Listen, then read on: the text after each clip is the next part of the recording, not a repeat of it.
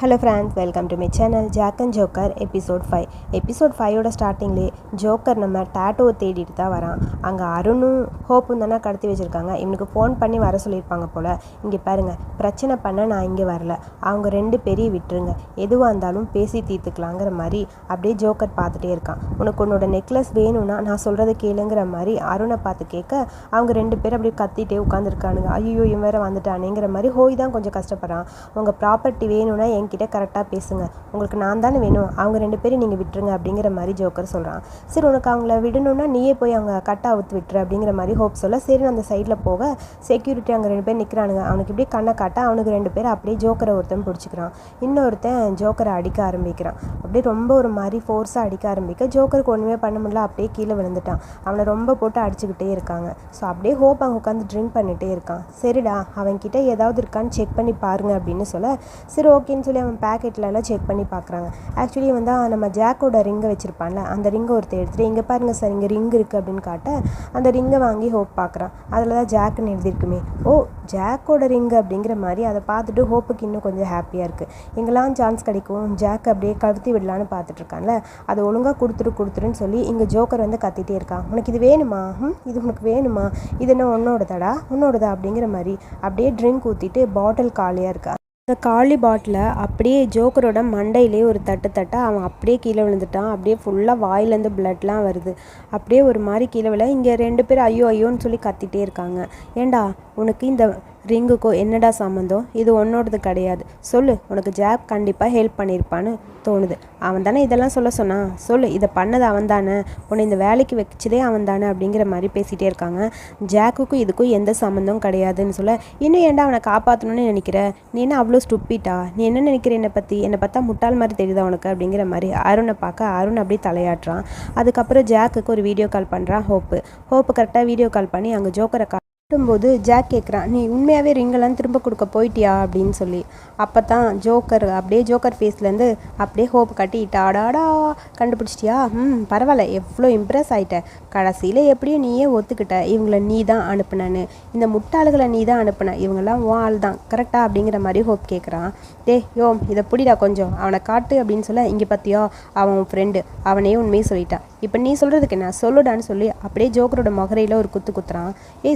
சொல்கிறான்னு அடிக்க இங்கே ஜாக்குக்கு டென்ஷன் ஆகிடுது. ஏய் லூஸு, வாயை மூடுறா, நிறுத்துடா, அவனை அடிக்கிறது நிறுத்துடா அப்படின்னு சொல்லிட்டே இருக்க. அப்போ நீ ஒத்துக்கோ, நானே பாஸ்கிட்ட போய் எல்லா உண்மையும் சொல்ல போகிறேன் அப்படின்னு சொல்ல, இரு பாஸ்கிட்ட போய் உண்மையெல்லாம் சொல்ல போறியா? எதுக்கு பாஸ்கிட்ட போய் இதெல்லாம் நீ சொல்ல போகிற? இது பாஸுக்கிட்ட சொல்லவே கூடாது, இதை பற்றி அவருக்கு தெரியக்கூடாது. அதாவது உன் ஃப்ரெண்ட்ஸு அவங்கள பற்றின மேட்ரு நமக்குள்ளே தான் இருக்கணும். அந்த நெக்லஸ் இப்போ அருணுக்கு திரும்ப வரணும், அதான் எனக்கு வேணும். இப்போ நான் என்னடா பண்ண முடியும்? அந்த நெக்லஸ் எங்கடா அப்படின்னு சொல்லி ஜோக்கரை பார்த்து அப்படியே ஜாக் கேட்குறான். அவனால் சுத்தமாகவே முடியல. நீ கேளு அப்போயாவது உண்மையை சொல்கிறானான்னு பார்க்கலாம் அப்படிங்கிற மாதிரி அவன் தலையை திருப்பி அந்த ஃபோனில் காட்ட, அது ஆல்ரெடி வித்தாச்சு அப்படின்னு சொல்கிறான். அதை கேட்டுட்டு இவங்களுக்கு செம்ம டென்ஷன் ஆகிடுச்சு. இதுக்கப்புறம் இதை எடுக்கணும்னா நம்மெல்லாம் ஒன்றா சேர்ந்தால் தான் நடக்கும். ஸோ நம்ம எல்லாம் ஒன்றா சேர்ந்து ஒர்க் பண்ணால் அந்த நெக்லஸை கண்டிப்பாக நம்ம கையில் எடுத்துடலாம் அப்படிங்கிற மாதிரி ஜோக்கர் ஐடியா கொடுக்க, அப்போ தான் ஹோப்புக்கு கொஞ்சம் இதாக இருக்குது. இப்போ என்ன பண்ணுறதுன்னு ஒன்றும் புரியலைங்க மாதிரி யோசிச்சுட்டு இருக்கா. அதுக்கப்புறம் அப்படியே 2 பேரையும் காட்டுறாங்க. ஹோட்டல் ரூமில் தான் ஸ்டே பண்ணியிருக்கான் போல. நீ எங்கடா போகிற அப்படின்னு ஜோக்கரை பார்த்து ஜாக் கேட்க, இந்தா உன்னோட காயத்துக்கு மருந்து நானே வாங்கிட்டு வந்துட்டேன், நீ எங்கேயும் போக வேணான்னு சொல்ல, ஓ அப்படியா அப்படிங்கிற மாதிரி அப்படியே அவனோட அந்த மருந்தெல்லாம் கொண்டு வந்திருக்கான். சரி ஓகேன்னு சொல்லி மருந்தை வாங்கிட்டு அவனை பார்த்துட்டே அப்படியே உள்ளே போகிறான். ஆக்சுவலி ரொம்ப அக்கறையாக தான் இருக்காரு நம்ம ஜாக்கு பையனும். ஸோ அதுக்கப்புறம் அப்படியே உள்ளே இவனை பார்த்துக்கிட்டே வர, அங்கே எல்லோரும் சேர்ந்து குரூப் டிஸ்கஷன் அந்த ரூமில் ஹோட்டல் ரூமில் தான் பண்ணுறாங்க. அதாவது அந்த நெக்லஸை திரும்ப எடுக்கணும்னா நம்ம எல்லோரும் சேர்ந்து ஒரு வேலை பார்த்தா தான் நடக்கும். அந்த நெக்லஸை வந்து ஏலம் விட போகிறாங்க, அங்கேருந்து நம்ம எடுக்கணும். அதை வாங்கினவன் இப்போ விற்க போகிறான். ஸோ கண்டிப்பாக அங்கே போனால் தான் நம்மளால் வாங்க முடியும். அந்த ஈவெண்ட் வந்து ப்ரைவேட்டான ஈவெண்ட், எல்லா ஃபாரின் கண்ட்ரியில் இருக்க பணக்காரங்க எல்லாருமே அங்கே வர போகிறாங்க. ஸோ அருண், நீ ஹாங்காங்கில் இருக்க ஒரு பில்லினியர், நீ தான் போய் வாங்க போகிறேன்னு சொல்ல, எதுக்கு அவனை சூஸ் பண்ணுற? ஏன் நான் போட்டா இல்லை ஹோய் போட்டுமா அப்படிங்கிற மாதிரி டேட்டோ கேட்குறான். ஆமாம் இல்லை கரெக்ட் தானேன்னு சொல்ல, அது ஓகே, ஆனால் உங்கள் 2 பேரோட லுக்கை பார்த்தா அப்படியே ஏழைகள்னு பார்த்தோன்னே தெரியுது. இவனோட லுக்கு பார்க்கும்போதே ரிச்சாக இருக்குது, அது வேணா கரெக்டு தான். புள்ளி பண்ணாதடா, பேசாமல் வேண்டாங்கிற மாதிரி ஹோய் சொல்கிறான். இவன் சொல்கிறது கரெக்டு தான், நானும் ஒத்துக்கிறேன் அப்படிங்கிற மாதிரி ஜாக் சொல்கிறான். ஆனால் ஒன்று, நீ போல அல்ல அப்படிங்கிற மாதிரி அங்கே இருக்கிற ஜோக்கரை பார்த்து கேட்க, நான் போக முடியாது, ஏன்னா நான் அங்கே போனால் கண்டிப்பாக நான் மாட்டிடுவேன், என்னை பற்றி எல்லாருக்கும் தெரியும், அது ஒரு பிரச்சனை, ஸோ என்னை பற்றி தெரிஞ்சால் அவ்வளோதான், அதனால் அது முடியவே முடியாது, வேறு ஏதாவது பண்ணணும் அப்படிங்கிற மாதிரி திங்க் பண்ணிட்டுருக்க. இதுக்கு கரெக்டாக அருண் தான் இருப்பான். அருண் அங்கே போனால் நல்லாயிருக்கும் அப்படிங்கிற மாதிரி சொல்ல, ஆமாம் அது வேணால் கரெக்டு தான், நீங்கள் ஓகே தான், ஆனால் நான் மாட்டிக்கிட்டா என்ன பண்ணுறது அப்படிங்கிற மாதிரி அருண் கேட்குறான். நீ எதுக்கு இப்படி பண்ணுற, உனக்கோட நெக்லஸ் வேணும்னு இது பண்ணி தான் ஆகணுங்கிற மாதிரி ஹோப் அப்படியே அவனை பார்த்து, அப்பா கிட்ட அடி வாங்குறதுக்கு இது எவ்வளோ பரவாயில்ல, பேசாமல் ஓகே சொல்லிடுங்கிற மாதிரி சொல்கிறான். சரி ஓகேங்கிற மாதிரி அருண் ஓகேன்னு ஒத்துக்கிறான். அருண் ஒத்துக்கிட்டான். ஓகே, இப்போ அருண் போகிறேன்னு சொல்லியாச்சு, பட் அருண் கூட சேஃப்டிக்கு நானும் போகணும், நானும் போகிறேன் அப்படிங்கிற மாதிரி ஜாக் சொல்கிறான்.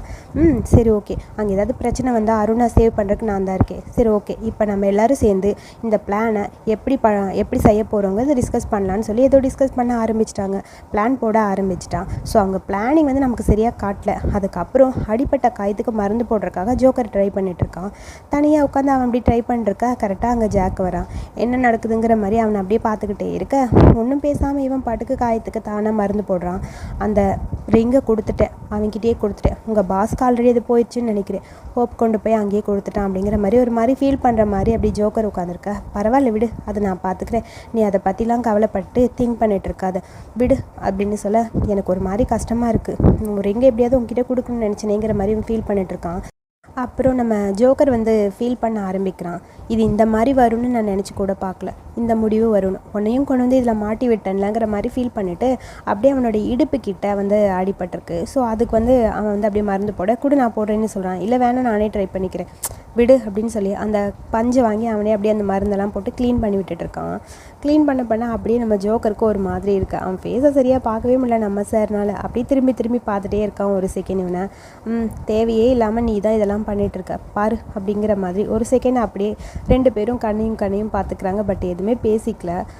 சரி விடு, இதுக்கு மேலே நானே போட்டுக்கிறேன் அப்படிங்கிற மாதிரி இன்னும் கொஞ்சம் மேலே போடணும். ஸோ அது போடலான்னு சொல்லி அவன் ட்ரை பண்ணான். அதாவது மேலே செஸ்ட்டு கிட்ட லைட்டாக அடிபட்டிருக்கு, அதுக்கு தான் போடுறதுக்காக ட்ரை பண்ணுறான். அவனால் சுத்தமாக போடவே முடியல மருந்து. ஒத்த கையில் அப்படியே துணியை தூக்கிட்டு கொடு நானே போடுறேன்னு சொல்ல, நீயா வேணாம், எதுக்கு வைக்கப்படுற லூஸ் மாதிரி, கொடு நானே போட்டு விடுறேன், ஒன்றும் பிரச்சனை இல்லை அப்படின்னு சொல்ல, அது வேண்டாம் அப்படிங்கிற மாதிரி ஒரு மாதிரி ஷையாக ஃபீல் பண்ண, இங்கே வா நான் போடுறேன்னு சொல்கிறேன்ல அப்படின்னு சொல்லிட்டு இவன் அப்படியே அவனுக்கு போட்டுட்ருக்கான்.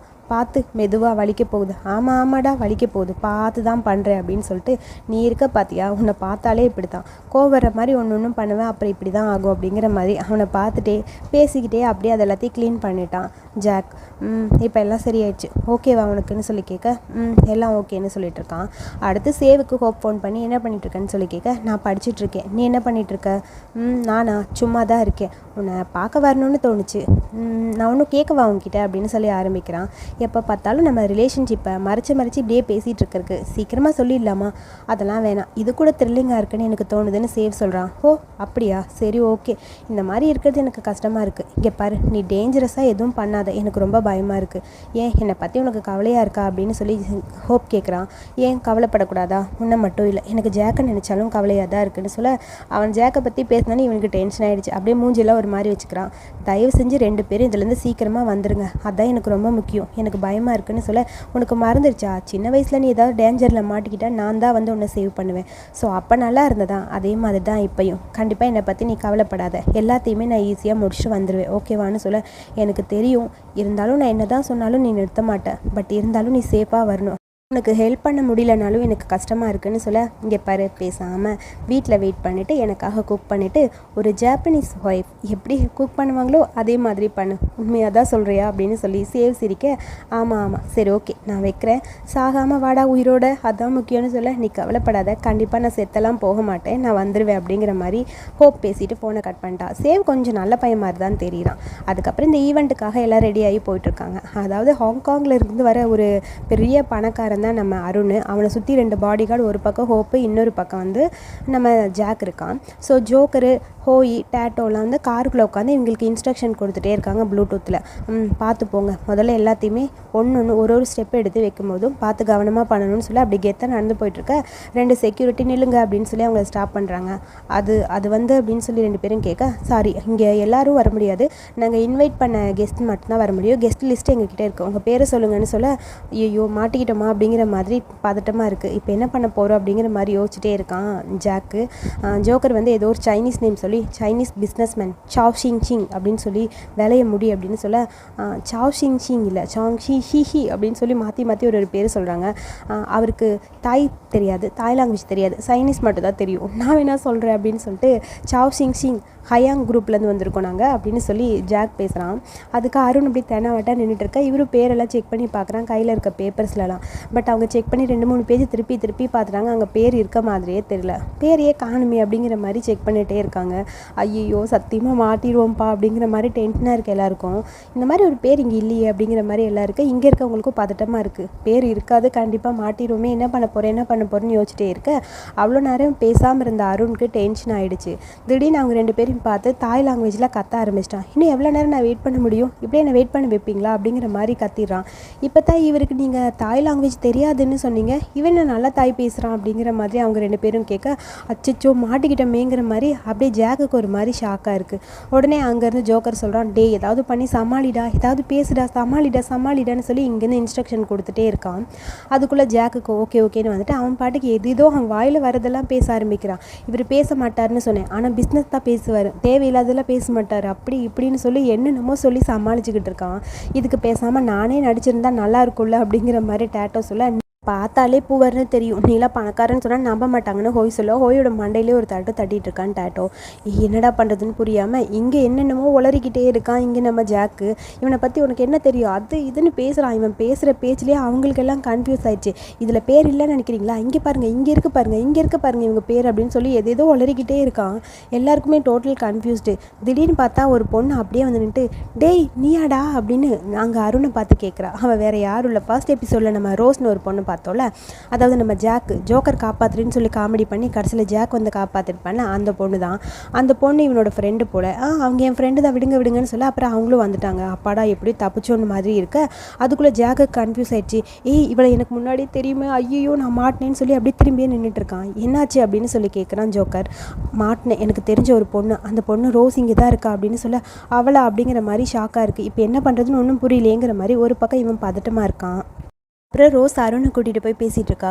கூட ஒரு அசிஸ்டண்ட் இருக்காங்க போல். அவங்கள வந்து அவங்க பேர் நாங்க அவங்கள இன்ட்ரோ கொடுத்துட்டு இவன் அருண் என் ஃப்ரெண்டு தான் அப்படின்னு சொல்லிட்டு இருக்கா. ஓ அப்படியா, சரி ஓகே நீங்கள் ஆலிஸோட பையனா, எவ்வளோ பெருசாக வளர்ந்துருக்கீங்க, நான் இந்த ஈவெண்ட்டுக்கு நீங்கள் வருவீங்கன்னு நினச்சி கூட பார்க்கல அப்படின்னு சொல்ல ஆமாம் இந்த இன்வெஸ்ட்மெண்ட்டு பிஸ்னஸ் பண்ணுற எல்லாருமே இங்கே கூப்பிட்ருக்காங்க, டாப் 5ல் இருக்க எல்லாருமே இங்கே வந்திருக்காங்க, அப்புறம் எப்படி இவன் வராமல் இருப்பான், அதனால தான் நானும் வந்தேன்னு சொல்லி அந்த பொண்ணு சிரிச்சுக்கிட்டே இருக்கா. அவளை பார்த்தாலே அருணுக்கு சுத்தமாக பிடிக்காது போல். ஆமாம் நீ கொஞ்சம் ஓவராக தான் பேசுகிற அப்படிங்கிற மாதிரி மொக்க வாங்கிக்கிட்டே இருக்கான் இவனும். அந்த பொண்ணு என்னென்ன பண்ண முடியுமோ வேணும்னு இவனை ஓட்டிக்கிட்டே இருக்கா. மேலே போட்டிருக்க அந்த கோட் மாதிரி இருக்குது, அதை கழட்டி அந்த பக்கம் வச்சுட்டு பார்த்தா ரோஸ் போட்டிருக்க ட்ரெஸ்ஸோ அருண் போட்டிருக்க ட்ரெஸ்ஸோ சேம் அப்படியே இருக்குது. இங்கே பாரு என்ன மாதிரி நீ ட்ரெஸ் போட்டிருக்க, நம்ம 2 பேரும் ஒரே மாதிரி போட்டிருக்கமேன்னு சொல்லி வேணும்னு அதில் இருக்க ஒரு பட்டனை போய் பிச்சிட்டா. என் பட்டனை பிச்சிட்டியா அப்படின்னு சொல்ல இந்த ட்ரெஸ் நீ எங்கே வாங்கினேன், சாரி அருண் நான் வேணும்னு பண்ணல, தெரியாமல் பிஞ்சு போச்சு அப்படிங்கிற மாதிரி அந்த பட்டன் எடுத்து நான் சும்மா தொட்டேன் அது கீழே வந்துச்சுன்னு சொல்ல ஏன் இப்படி பண்ணுறங்கிற மாதிரி கடுப்பாக இருக்குது அவனுக்கு. சரி ஓகே வேணா ஒன்று பண்ணலாமா, நம்ம வேணா ட்ரிங்க்ஸ் பண்ணலாமா, நல்லா இருக்கும்ல அப்படிங்கிற மாதிரி வேணும்னே அருண் இந்த பொண்ணை ஏதாவது மாட்டி விடணும்னு ட்ரை பண்ணுறான். அதுவா இங்கே எக்ஸ்பென்சிவாக எதுவும் கிடைக்காது, நான் எக்ஸ்பென்சிவாக இருந்தால் தாங்க குடிப்பேன், ஒன்றும் இல்லை பிரச்சனை இல்லை நம்ம இங்கேயே குடிக்கலாம், அதாவது நான் பே பண்ணிக்கிறேன் அப்படிங்கிற மாதிரி அந்த பையன் அருண் சொல்கிறான். வேணாம் இதெல்லாம் எனக்கு பிடிக்காது, நான் வீட்டிலேருந்து ரொம்ப காஸ்ட்லியான ட்ரிங்க் கொண்டு வந்திருக்கேன், அதை தான் நான் குடிப்பேன் அப்படிங்கிற மாதிரி ஒரு பாட்டில் ஓப்பன் பண்ணி காட்டுறா. அதுலேயே ட்ரிங்க்ஸ் இருக்குது. இவன் வேணும்னே ஓவராகவே அழட்டிக்கிட்டே இருக்கா. இவன் பண்ணுறதெல்லாம் பார்க்கும்போது அருணுக்கு இன்னும் கடுப்பாக இருக்குது. அருண் என்ன நேரத்துலாம் கீழே தள்ளலாம் அப்படிங்கிற மாதிரி இவன் பிளான் பண்ணி வேணும்னே அவனை சீப்பாக பிஹேவ் பண்ணுற மாதிரி ஒன்று பண்ணிகிட்டே இருக்கான். இங்கே பாருங்கள் நான் பாட்டில் கொண்டு வந்திருக்கேன்னு சொல்ல பார்த்தியா சூப்பரான ஒரு பாட்டில், ரொம்ப காஸ்ட்லியானது, உனக்கு வேணும்னா இதை குடிச்சிக்கலாமா 2 பேரும் ஒன்றா சேர்ந்து அப்படின்னு சொல்லிட்டு வேணும்னு இந்த பட்டன் பிஞ்சு போச்சுல அந்த இடத்துல கையை வச்சு காமெடி பண்ணிட்டு இருக்கா. பேசாம இருங்கிற மாதிரி கடுப்பாக இருக்குது. சரி அதுக்கப்புறம் இந்த ஏலம் வந்து ஆரம்பிக்கிறாங்க. ஸோ அவங்க எல்லோரும் லைனாக உட்காந்துருக்காங்க, மாற்றி எல்லோரும் உட்காந்துருக்க. அங்கே நம்ம ஜாக்கு பையன் முகத்தில் ஒரு காய்ச்சிப்பை கட்டிட்டு அப்படியே வரான். காய்ச்சிப்பை கட்டி இருக்கிறத பார்க்கும்போது ஒரு மாதிரி டவுட்டாக இருக்குது அந்த ரோஸ்க்கு. இவன் எங்கேயோ பார்த்த மாதிரி இருக்கே, ஜாக் மாதிரியே இருக்கான், இவன் ஜாக்காக இருப்பானோ இல்லை வேறு யார் அப்படின்னு சொல்லிட்டே இருக்க. அடுத்து ஏலம் எடுக்க ஆரம்பிக்கிறாங்க, ஏலம் கொடுக்க ஆரம்பிக்கிறாங்க. ஸோ நாங்கள் ஒரு திங்ஸாக நாங்கள் காட்டுவோம், உங்களுக்கு வேணுங்கிற அமௌண்ட்டில் நீங்கள் கேட்கலாம் அப்படிங்கிற மாதிரி. ஃபஸ்ட்டு வந்து யானையோட தந்தம் மாதிரி ஒன்று இருக்குது, ஸோ அது கொண்டு வராங்க. ஸோ இதோட பேலன்ஸ் இதோட அமௌண்ட் வந்து ஸ்டார்டிங் அமௌண்ட் வந்து 1 லட்சம் அப்படின்னு சொல்லி ஆரம்பிக்கிறாங்க. அப்படியே போய்கிட்டே இருக்குது. இவ்வளோ பணம் கொடுத்து இதெல்லாம் வாங்குவாங்களாங்கிற மாதிரி இங்கே டென்ஷனாக ஹோய் கத்திக்கிட்டே இருக்கான். நீ வாயை மூடிட்டு இரு, அவங்க எல்லாத்தையும் முடிச்சு வச்சிருவாங்கன்னு சொல்ல 1 மில்லியன் 2 மில்லியன் அளவுக்கு போய்கிட்டே இருக்குது. ஆக்சுவலி அதையும் ஏலத்தில் எடுத்தது நம்ம ரோஸு புள்ள தான். அந்த ரோஸு சும்மா இருக்காது போல், விற்கிற எல்லாத்தையுமே வாங்கணும்னு சொல்லி வந்துருச்சு போல். இருக்கிறதெல்லாம் பணம் கொடுத்து 3 மில்லியன் 5 மில்லியன் சொல்லி ஒன்று வாங்கிட்டே இருக்கா. ரொம்ப எக்ஸ்பென்சிவாக வாங்குறக்கா தான் நான் வந்திருக்கேங்கிற மாதிரி பில்டப் பண்ணிட்டே இருக்கா. அருணுக்கு இவளை பார்க்க கடுப்பாக இருக்குது, முறைச்சிக்கிட்டே உட்காந்துருக்கான். ஒரு வழியாக அந்த யானை தந்தத்தை வாங்கியாச்சு. அடுத்தது ஒரு பெயிண்டிங் ஒன்று விற்கிறாங்க. ஸோ இந்த பெயிண்டிங் வந்து தாய் ஆர்டிஸ்ட் வரைஞ்சது, ரொம்ப முக்கியமான ஒரு பெயிண்டிங்கிறாங்க. அந்த பெயிண்டிங் பார்க்குறவங்க தான் தெரியும். எனக்கு என்னமோ அதை பார்த்தா கலர் கலராக பெயிண்ட் அடித்து, அதாவது நானும் ஒரு ஓவியன் அப்படின்னு சொல்லி தோலா படத்தில் நம்ம கார்த்தி சொல்வாண்டா அந்த மாதிரி தான் இருக்குது எனக்கு அந்த பெயிண்டிங்கை பார்த்தப்ப. அந்த பெயிண்டிங்கை அவள் தான் வாங்கிட்டா. அவளும் எவ்வளோ பணம் கொடுத்து அது வாங்குறேன்னு வாங்க. உங்களுக்கு பெயிண்டிங்கில் ரொம்ப இன்ட்ரெஸ்டானு எல்லோரும் கேட்க, பெயிண்டிங்கில் எனக்கு இன்ட்ரெஸ்ட் கிடையாது, பட் இந்த ஏலத்தில் நான் வின் பண்ணணும் அதுக்காக தான் வாங்கினேன்னு சொல்ல. அடுத்து தேர்டு, அதாவது அருணோட அந்த நெக்லஸ். இது ஒரு ஆக்டர்ஸோட ரிச்சான ஒரு நெக்லஸ். அந்த ஆக்டர் இப்போ உயிரோட இல்லை, அவங்களோட அந்த நெக்லஸ் வந்து ஏலத்துக்கு வந்திருக்கு. யார் வாங்குறீங்களோ வாங்கலாம் அப்படின்னு சொல்ல. அந்த நெக்லஸை பார்த்தோன்னே அருணுக்கு அப்படியே ஒரு மாதிரி ஆயிடுச்சு. யோசிக்க கூட இல்லை, கண்டிப்பாக இதை நம்ம வாங்கியே ஆகணுங்கிற மாதிரி அந்த நெக்லஸை பார்த்துட்டே இருக்க. நெக்லஸ் கண்டிப்பாக உனக்கு வேணுமா? இது உன் அம்மாவோட நெக்லஸா? அப்போ உன் அம்மா ஒரு ஆக்டர்ஸா அப்படின்னு சொல்லி கேட்க, நீ பேசாமல் இருடா, தேவையில்லாதான் பேசிகிட்டு இருக்காத. அவங்க அப்பா அவங்க அம்மாவை கல்யாணம் பண்ணதை ரிஜிஸ்டர் கூட பண்ணலை, சரியா? அவன் தான் அவங்க பையன்னு யாருக்கும் தெரியாது, நீ கொஞ்சம் அமைதியாக இருன்னு ப்ளூடூத்தில் கத்திக்கிட்டே இருக்கான் இங்கே நம்ம ஜாக்கு. ஸோ ஜோக்கரும் ஜாக்கும் பேசிகிட்டு இருக்காங்க. இந்த நெக்லஸை பார்க்க அப்படியே ஒரு மாதிரி டென்ஷனாக இருக்கா அருணுக்கு. 9 மில்லியன் சொல்கிறான். 9 மில்லியன் எடுத்தோடனே சொல்லிட்டான். ஸோ அதை கேட்டவுடனே ரோஸ் அப்படியே முறைச்சிக்கிட்டே இருக்கான். 9 மில்லியனா? அவ்வளோ பணம் வச்சிருக்கானடா அவன் அப்படிங்கிற மாதிரி இங்கே ஜோக்கர் கேட்டுட்டு இருக்கான். கொஞ்சம் ஓவராக இருக்க, அமைதியாக இருங்க, பார்த்துக்கலாம் அப்படிங்கிற மாதிரி ஹோப் பேசிகிட்டே இருக்க. இல்லை, இது கண்டிப்பாக எனக்கு வேணும்னு சொல்ல. அந்த பொண்ணு சும்மா இல்லாமல் அடுத்து நான் 1 more மில்லியன் எக்ஸ்ட்ரா கொடுக்குறேன்னு சொல்ல. இல்லை அப்படின்னு நம்ம 2 பேரும் மாற்றி எக்ஸ்ட்ரா சொல்லிகிட்டே இருக்காங்க. ஃபைனலி 30 மில்லியன் சொல்லியாச்சு.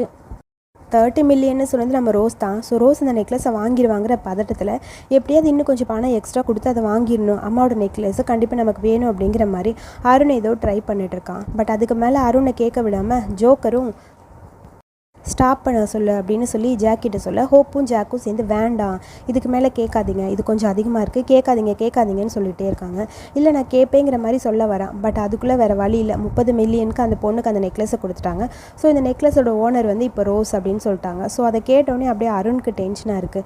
இப்போ அந்த நெக்லஸ் எனக்கு போச்சு, அவகிட்ட தோற்று போயிட்டோமேங்கிற மாதிரி அப்படியே முறைச்சிட்டே இருக்க.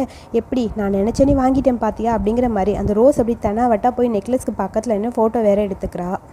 இருக்கிற பதட்டத்தில் மேலே போட்டிருக்கா அந்த ஃபேஸில் போட்டிருக்கா கர்ச்சீஃப் அப்படியே கீழே வந்துடுது. ஜாக் அதை கவனிக்கவே இல்லை. ரோஸ் வர ஜாக் அங்கே வரதை பார்த்துட்டு அவளுக்கு அப்படியே ஷாக் ஆயிடுச்சு. அதுக்குள்ளே ஃபோன் பேசுகிற மாதிரி அப்படியே போயிட்டே இருக்க. இப்போ ரோஸ் அந்த நெக்லஸை வாங்கியாச்சு. ஸோ நம்மளோட அடுத்த டார்கெட்டு ரோஸு தான், விடு பார்த்துக்கலாம் அப்படின்னு சொல்லிட்டு ஒரு மாதிரி டென்ஷனாக அப்படியே ஜோக்கர் பேசிகிட்டு இருக்கான். அருணுக்கு செம்ம கடுப்பாயிடுச்சு. அப்படியே வேகமாக அருண் அந்த பக்கம் போக ஜாக்கை பார்த்தால. ஸோ அதனால் ரோஸுக்கு ஒரு மாதிரி ஜாக் இப்படி இங்கே வந்தாங்கிற மாதிரி பதட்டமாக இருக்கா. அப்படியே எல்லாருமே இந்த ஏலத்தை முடிச்சுட்டு போயிட்டாங்க. ஸோ வீட்டுக்கு வந்ததுக்கப்புறம் மாற்றி எல்லோரும் சிரிச்சுக்கிட்டு இருக்காங்க. அவள் எவ்வளோ ஒரு முட்டாளாக இருந்திருக்கா பார்த்தியா, வேணும்னே என்கிட்ட இருந்து எப்படியாவது அதை வாங்கணும்னு ட்ரை பண்ணி 30 மில்லியன் கொடுத்து என்னோட நெக்லஸாக வாங்கிட்டா. உண்மையாகவே அவள் ஒரு முட்டாள் தான் அப்படின்னு பேசிகிட்டே இருக்க. டேய் என்னடா உனக்கு மூளை எதுவும் குழம்பி போயிடுச்சா? அங்கே என்னமோ ஃபீல் பண்ணால் இப்போ என்னமோ சிரிச்சு அழுதுகிட்டே இருக்கான், அதான் ஒன்றும் புரியலையே அப்படின்னு சொல்லிட்டு இருக்க. பணக்காரங்களாம் அப்படித்தான் இருப்பாங்க, சிரிப்பாங்க அழுவாங்க, என்னென்னு புரியல அப்படின்னு சொல்லிட்டே இருக்க. சரி இங்கே என்ன பண்ணான்னு பார்த்தா ஹோப் வந்து ஏதோ ஒரு ஐடி கார்டு மாதிரி ஒன்று ரெடி பண்ணிக்கிட்டு இருக்கான். ஸோ ஒரு வழியாக அது முடிஞ்சிச்சுன்னு சொல்ல, இங்கே நான் பார்க்குறேன்னு ஹோய் வந்து பார்க்குறான். ஸோ ஒரு வழியாக பிரிண்ட் எடுத்துகிட்டு அந்த ஐடி கார்டை காட்டுறாங்க. வா நீ எவ்வளோ சூப்பராக பண்ணியிருக்கடா, நம்பவே முடியல, இங்கே காட்டு நானும் பார்க்குறேன்னு அருணும் போய் பார்க்குறான். அப்படியே அச்சு அசலாக ஒரிஜினல் ஐடி கார்டு மாதிரியே இருக்குது. என் அப்பா கண்டிப்பாக உனக்கு ஒரு ப்ரமோஷன் கொடுத்து நல்ல ஒரு வேலை கொடுக்கணுண்டா அப்படின்னு சொல்ல, இந்த மாதிரி கிராஃபிக் டிசைனர்லாம் மாறிடு, எவ்வளோ சூப்பராக பண்ணுறேன்னு சொல்ல, சாரி எனக்கு அடுத்தவங்களை அடிக்கிறது தான் பிடிக்கும், இந்த வேலையெல்லாம் பிடிக்காதுங்கிற மாதிரி ஹோப் சொல்கிறான். உன்ட்டெல்லாம் வேஸ்ட்டுடா அப்படின்னு சொல்லிட்டே இருக்க. அதை கேட்டு அப்படியே ஜோக்கர் சிரிச்சிட்டு இருக்க. ஒரு வழியாக அங்கே ரொம்ப க்யூட்டாக ஒரு ஐடி கார்டு மாதிரி ஒன்று ரெடி பண்ணியாச்சு. இப்போ வேலை முடிஞ்சுது, எப்படியோ ஐடி கார்டு ரெடி பண்ணியாச்சு. இதுக்கப்புறம் நம்ம என்ன பண்ணலாம் அப்படிங்கிறத அடுத்து யோசிக்கலான்னு சொல்ல, ஒரு ஸ்ப்ரே மாதிரி ஒன்று எடுக்கிறான் டேட்டோ. இப்போ இந்த ஸ்ப்ரே வந்து ரொம்ப முக்கியம். அதாவது இந்த ஸ்ப்ரே பண்ணிவிட்டு இந்த பட்டன் அமுக்கினா அதில் இருந்து வந்து ஒரு ஸ்மெல் வரும். அந்த ஸ்மெல்லை வந்து யாரெல்லாம் சுவாசிக்கிறாங்களோ அவங்க ஒரு 10 நிமிஷத்தில் வந்து அப்படியே தூங்கிடுவாங்க. அதுதான் அந்த ஸ்ப்ரே. ஸோ கண்டிப்பாக நெக்லஸை நம்ம எடுக்கிறதுக்கு இது ரொம்ப முக்கியம் அப்படிங்கிற மாதிரி 2 பேரும் பேசிகிட்டு இருக்காங்க. ஸோ எல்லோரும் டிஸ்கஷன் பண்ணி ஃபைனலி எப்படியாவது ரோஸ் கிட்ட இருந்து அந்த நெக்லஸை ஆட்டையை போடணும், அது எப்படி போடணும் அப்படிங்கிற மாதிரி டிஸ்கஸ் பண்ண. ஸோ ஒரு ட்ரக் டிரைவர் தான் வருவார், அவருக்கு பதிலாக ஒருத்தர் அங்கே மாறி போகணும். அது வேறு யாரும் இல்லை நம்ம ஜோக்கர்னு சொல்ல, நான் எப்படி போக முடியும் அப்படிங்கிற மாதிரி இருக்க. ஏன் உனக்கு கார் ஓட்ட தெரியும்ல, அப்புறம் என்ன கார் ஓட்ட தெரியுமா? ஆனால் மறந்துட்டீங்களே, எனக்கு எப்போ கார் ஓட்ட தெரியும் நான் சொன்னேன், எனக்கு காரெல்லாம் ஓட்ட தெரியாதுங்கிற மாதிரி ஜோக்கர் சொல்ல, என்னது கார் ஓட்ட தெரியாதா அப்படிங்கிற மாதிரி எல்லாரும் ஷாக்காக இருக்காங்க. என்னடா இது இப்படி ஆயிடுச்சு, இப்போ அதை எடுத்துகிட்டு வர்றது இவன் தான், என்ன பண்ணுறது ஒன்றும் புரியலையேன்னு சொல்ல, ஆமாம் எல்லா வேலையும் முடிஞ்சதுன்னு நினச்சா கடைசியில் இவன் இப்படி பண்ணிட்டானேங்கிற மாதிரி எல்லாருமே யோசிச்சிட்டே இருக்காங்க. சரி விடு, கார் ஓட்ட தெரியலன்னா என்ன, உனக்கு ஓட்டுக்கு நான் சொல்லித்தரேன்னு சொல்லி ஹோய் அவனுக்கு கார் ஓட்ட சொல்லி கொடுத்துட்டு ஒன்றும் ட்ரை பண்ணிட்டு இருக்கான். சுத்தமாக அவனுக்கு வரவே மாட்டேங்குது. அவனும் ட்ரை பண்ணுறான், பட் சுத்தமாக அவனுக்கு தெரியல. ஏய் என்னடா பண்ணணும், பிரேக்கு போடு, ஸ்லோவாக பண்ணு, முன்னாடி இழு பின்னாடி இழுன்னு சொல்லி ஹோய் ஒன்று சொல்லி கொடுத்துட்டே இருக்கான். அவனும் எவ்வளவோ ட்ரை பண்ணுறான், பட் அவனால் முடியல. ஏன்டா இது கூட உனக்கு தெரியாதாடா, ஏன்டா இப்படி இருக்க, ஏன்டா நீ ஜாலியாக என்ஜாய் பண்ணிட்டு இருக்க, உனக்கு என்ன தெரியும், கார் ஓட்டி பார்த்தா தானே தெரியும், எனக்கு எதுவுமே தெரியல, இதில் பாரு என்னென்னமோ எழுதியிருக்கு, இதுன்னு இங்கிலீஷா, டே அது இங்கிலீஷ் இல்லைடா, தாய் லாங்குவேஜ்டா, அது கூட தெரியாதாடா, இங்கே பாரு, அதாவது டி போட்டா டிரைவ், சரியா, அப்படியே டிரைவ் பண்ணணும். ஓ அப்படியா, சரி சரி ஓகே. அப்புறம் அதுக்கப்புறம் இங்கே பார்த்தியா ஆர்னு போட்டிருக்கு, ஆர்னு காமித்தனா ரிவர்ஸ் பின்னாடி போகணும், புரியுதா? ஆர் ஃபார் ரிவர்ஸ் பின்னாடி போகணும். அடுத்தது ஃபார்வேர்டு ரிவர்ஸ் ரெண்டும் மாற்றி மாற்றி பண்ணணும், புரியுதா? Okay okay, reverse forward, okay okay புரியுது.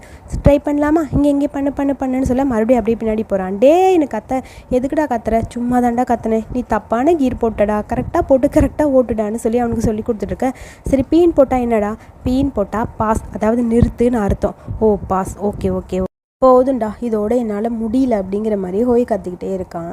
அதுக்கப்புறம் இங்கே காட்டினா நம்ம ஜாக்கு பையன்தான் ப்ளூடூத்தை கையில் எடுத்துகிட்டு, இவனுக்கு என்ன தான் பண்ணுறானுங்க ஒன்றுமே புரியல. டேட்டோ நீ நல்ல ஐடியா தாண்டா ட்ரை பண்ணிகிட்ருக்க, ஆனால் நிறைய அட்வான்ஸ் மாடல் எல்லாம் கற்று வச்சுருக்க, இதில் பேசினா அதில் கேட்கும், என்னென்னலாம் பண்ணுறான் பாருங்கிற மாதிரி லைட்டாக காதில் எடுத்து போடுறான். அவன் காதில் போட்டு அடுத்த செகண்ட் இங்கே இவங்க பேசுகிறது தான் அப்படியே தெரியுது. ஹானஸ்ட்டாக சொல்லணுன்னா நாளைக்கு எனக்கு எப்படி தான் ட்ரைவ் பண்ண போகிறோன்னு தெரியல, எனக்கு ட்ரைவ் பண்ணியே ஆகணும், ஆனால் வேறு யாரும் ட்ரைவ் பண்ணிங்கன்னா கண்டிப்பாக டேஞ்சர் ஆயிரும். ஸோ கண்டிப்பாக நான் தெரிஞ்ச மாதிரி ஏதாவது ஒன்று பண்ணணும், அதுக்கு தான் என்ன பண்ணுறதுன்னு புரியாமல் இருக்கேன்டான்னு சொல்ல, எனக்கும் தெரியுது நீ எல்லாரையும் சேவ் பண்ணுறக்காக தான் இப்படி பண்ணுறேன்னு. உனக்கு ஒன்று தெரியுமா, டிரைவிங்கிறது ரொம்ப இம்பார்ட்டன்ட், அது நம்ம மனசு இருக்குல்ல, மனசு தான் அதுக்கு காரணம். நம்மளால் முடியும்னு நினச்சோம்னா கண்டிப்பாக அது ரொம்ப ஈஸியாக முடியும்டா, சரியா? உன்னை பற்றி எனக்கு ரொம்ப நாளெல்லாம் தெரியாது, ஆனால் எனக்கு தெரிஞ்ச வரைக்கும் நீ ரொம்ப நல்லவன், அது மட்டும் எனக்கு தெரியும். உன்னோட மனசு நல்ல மனசுன்னு சொல்ல, அப்படியா, ரொம்ப ரொம்ப தேங்க்ஸ். ஜாக் இங்கே சொல்கிறான், நீ எல்லாரை பற்றியும் நல்லா தெரிஞ்சு வச்சுருக்க, அதனால தான் எல்லாருக்கிட்டையும் சீக்கிரமாக ஒட்டிக்கிறடா அப்படிங்கிற மாதிரி அவனை பற்றி பேசிட்டு, அப்புறம் என்ன பேசுகிறாங்கன்னு கேட்கலான்னு அப்படியே யோசிச்சுட்டே இருக்க, உனக்கு இதுக்கு முன்னாடி கேர்ள் ஃப்ரெண்ட் இருந்திருக்காடா சொல்லுன்னு சொல்ல, இருந்துச்சுடா, அப்புறம் எனக்கு பிரேக்கப் ஆயிடுச்சு. உனக்கு எப்படி? என்னோடய டைப் இன்னும் நான் யாரையும் பார்க்கல.